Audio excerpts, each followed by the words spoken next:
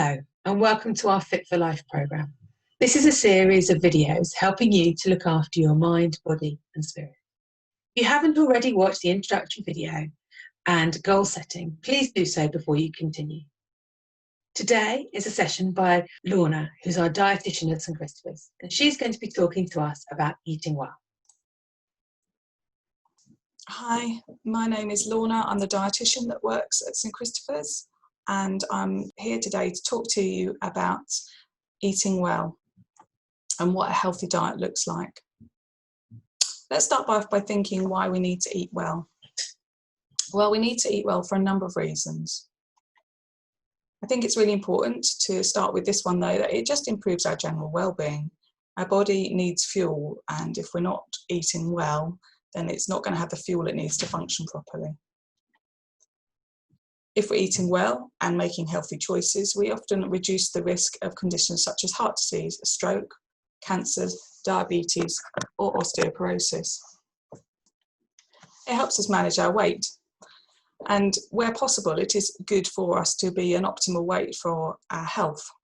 I think it helps support us with our physical and mental health. Yes, we need the fuel that the food provides us to eat well, but we also need fuel to help with our mental health as well. Food gives us so much more than physical nutrition, but it also helps us feel good in ourselves. I've touched on this before about the importance of making sure that your body has the right fuel. I think it's really important that you do that, and that means eating a wide variety of foods in our diet to make sure we get everything that our body needs in the form of vitamins and minerals, different types of protein, fibre, making sure we have enough fluid. So we need to really think about having a balanced diet, and I'll go on now to explain what I mean by having a balanced diet. What affects our nutritional status? There are a number of things that can affect our nutritional status. Our physical health. I'm sure we've all been unwell at some point in our life, and when we're unwell we tend to not maybe want to eat, or we may not feel that we can eat very much. If we're not very well, then maybe we don't have the ability to prepare our food. We're not getting out of bed to actually go and get our food. Sometimes our illnesses might affect our ability to eat food. Sometimes we can experience taste and smell changes with the medications we're taking, or the treatment regimes, which again affect our ability to enjoy food, and therefore we don't want to eat. Some of our medical treatments, as I said, can affect how we feel. If we're not feeling very well, we tend not to want to eat. When we're very tired, we tend not to want to eat.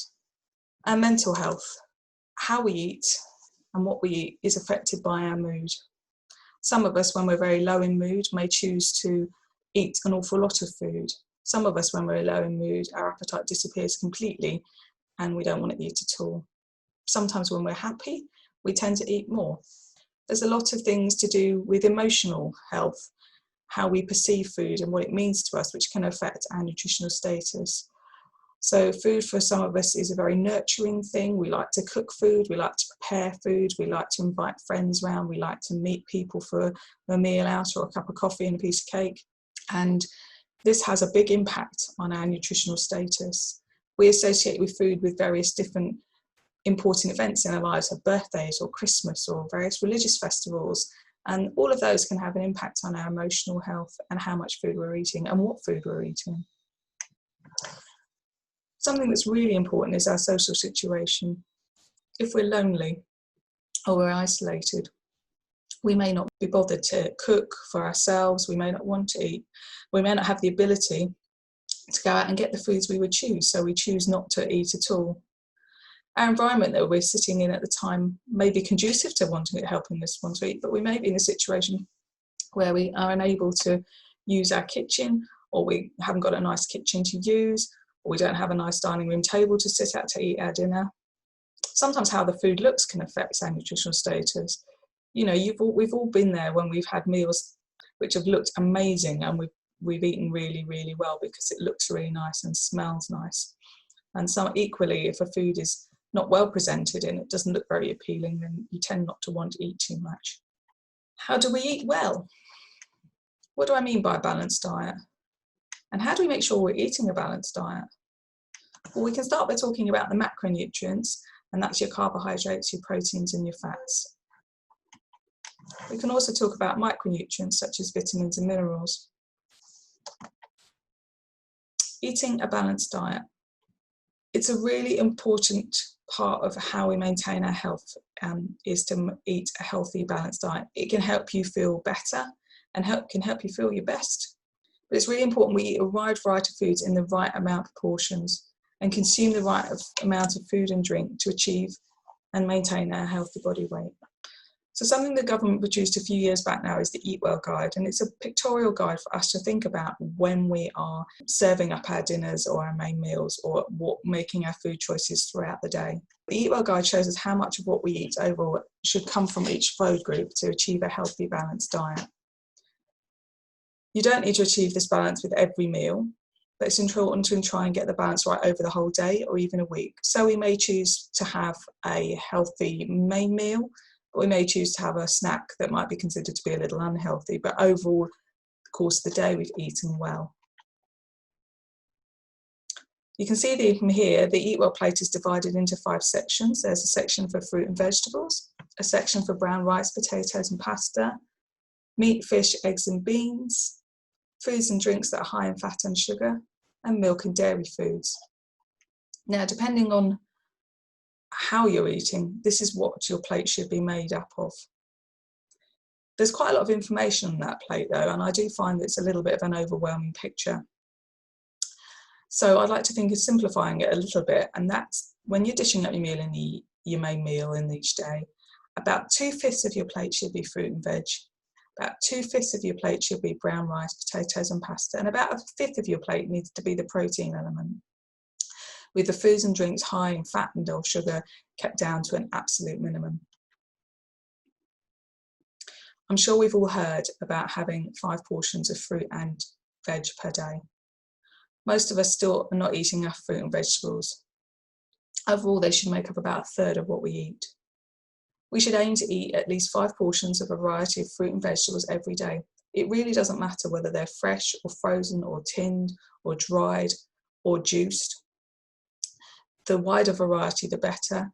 They have the phrase eat the rainbow, and that's really important when it comes to fruit and vegetables, i.e. choosing ones with lots of different colours.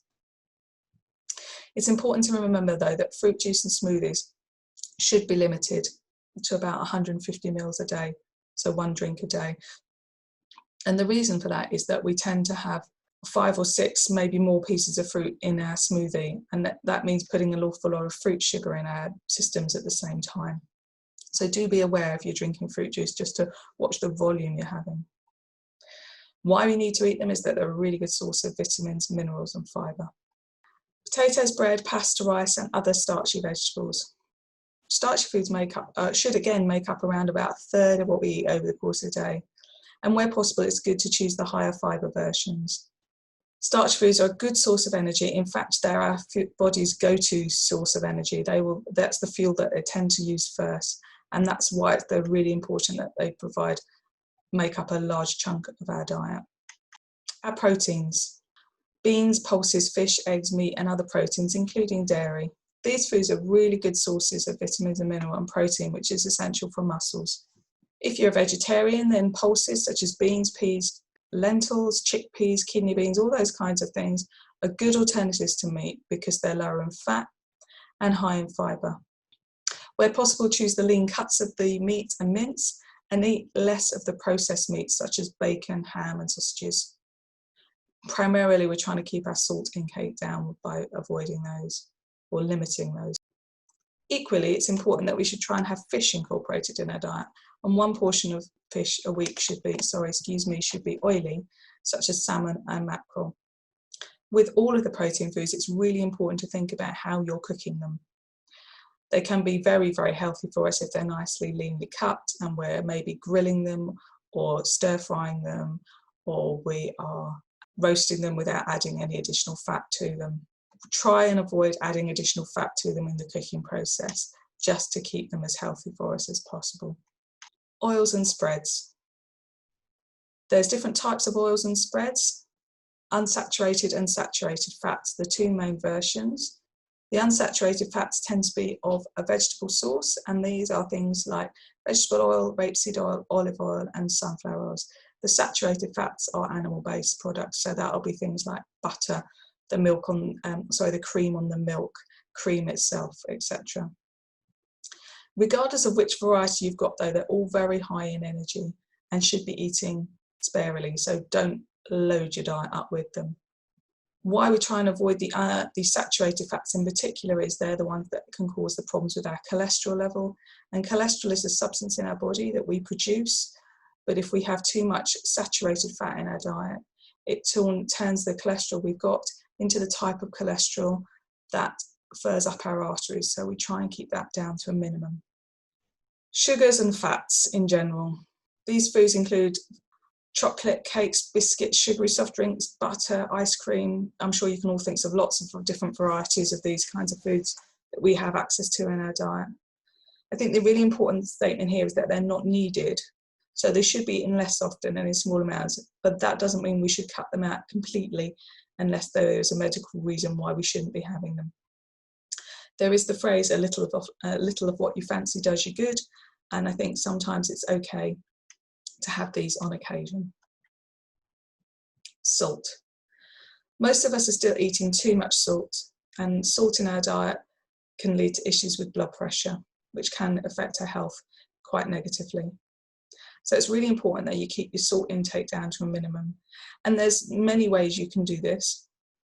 You can look for the low salt varieties of products that you can now buy in the supermarkets. Please make sure you keep your salt in your cooking down to a minimum, and the one no-no is to add salt once you finish cooking. So try and avoid using the salt cellar.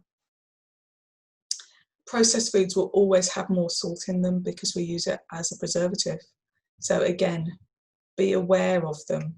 Choose low salt options when you have options to do so, and just keep the salt intake by adding salt into your diet down to a minimum. Fibre. Most of us think about fibre in the context of helping to prevent constipation, but it does a number of other things too. It can affect our body's risk of developing heart disease and diabetes and cancers. It can help lower our blood cholesterol level and help lower our blood pressure. There's lots of different fibre in our diet. Yes, there's the natural fibres we tend to think about, sort of the brown bread, brown rice, brown pasta, whole grain cereals, high fibre cereal, porridge. But there's also foods such as beans, pulses, which contain fibre, and obviously your vegetables and fruit. And then a lot of people are now beginning to use seeds in their diet. So linseeds, chia seeds, pumpkin seeds, all those kinds of things, really good sources of fibre within our diet. What about fluid? Fluid has a number of uses in our diet. It's really important that we don't allow ourselves to get dehydrated. I'm sure we've all had experiences of having thirst or feeling tired or getting headaches. And quite often this is because we haven't simply drunk enough. Please be mindful about what you're choosing to drink. Obviously, certain fluids, such as ones that contain caffeine or alcohol, have a dehydrating effect on us. So we need to be mindful about the fluid choice we're making as well.